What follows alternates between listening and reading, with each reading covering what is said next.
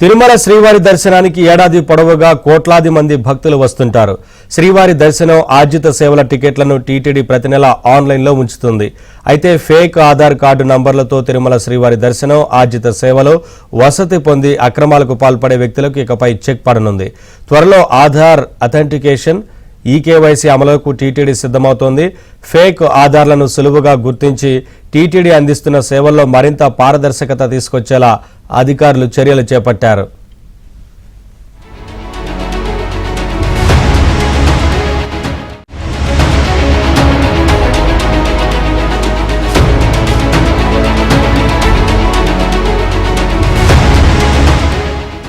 TTD ప్రతి నెల online ద్వారా శ్రీవారి దర్శనం ఆర్జిత సేవలు వసతి కేటాయిస్తున్న విషయం తెలిసిందే. కొందరు వ్యక్తులు లక్కీ డీప్లో ఎలాగైనా సేవలు దర్శనం వసతి పొందాలని కొన్ని ఆధార్ నంబర్లతో బల్క్గా రిజిస్ట్రేషన్లు చేసుకుంటున్నారు. డిప్ ద్వారా ఎంపికైన టికెట్ను అధిక ధరకు బ్లాక్లో విక్రయిస్తున్నారు. టికెట్కు జత చేసిన ఆధార్ నంబరు వివరాలను అలానే ఉంచి ఎవరికైతే విక్రయిస్తారో వారి ఫోటోను జత చేసి ఫేక్ ఆధార్తో తిరుమలకు పంపుతున్నారు. వసతి విషయంలోనూ ఇదే తరహా అక్రమాలకు పాల్పడుతున్నారు. ఇక తిరుమలలోనూ కొందరు దళారులు వేరే వ్యక్తుల ఆధార్ కార్డుపై ఫోటోలను తొలగించి వాటిపై తమ ఫోటోలను జత చేసి గదులు పొందుతూ బ్లాక్లో విక్రయించి అందిన కాడికి దోచుకుంటున్నారు.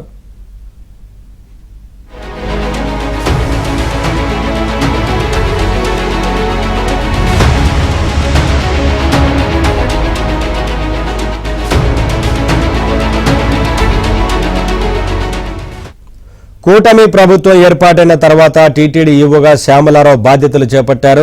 నకిలీ ఆధారాలతో అక్రమాలకు పాల్పడుతున్న విషయాన్ని విజిలెన్స్ వింగ్ ద్వారా గుర్తించారు. ఈ క్రమంలో రిజిస్ట్రేషన్ సమయంలో దళారులు వినియోగించిన ఈమెయిళ్లు, ఫోన్ నంబర్ల ఆధారంగా అనేక మందిని గుర్తించి అరెస్టు చేశారు. అలాగే అధికంగా వినియోగించిన ఫోన్ నంబర్లను, ఈమెయిళ్లను కూడా బ్లాక్ చేశారు. వాటి ద్వారా మరోసారి బుకింగ్ చేసుకోకుండా జాగ్రత్త పడ్డారు. ఈ సమస్యకు పూర్తి స్థాయిలో అడ్డుకట్ట వేయాలంటే ఫేక్ ఆధార్లను గుర్తించేలా ఆధార్ అథెంటికేషన్ ఈకేవైసీని అమలు చేయడం ముఖ్యమని టీటీడీ భావించింది. టీటీడీ అందిస్తున్న ఆఫ్లైన్, ఆన్లైన్ అప్లికేషన్ సేవలకు ఆధార్ను లింక్ చేయాలని నిర్ణయించింది.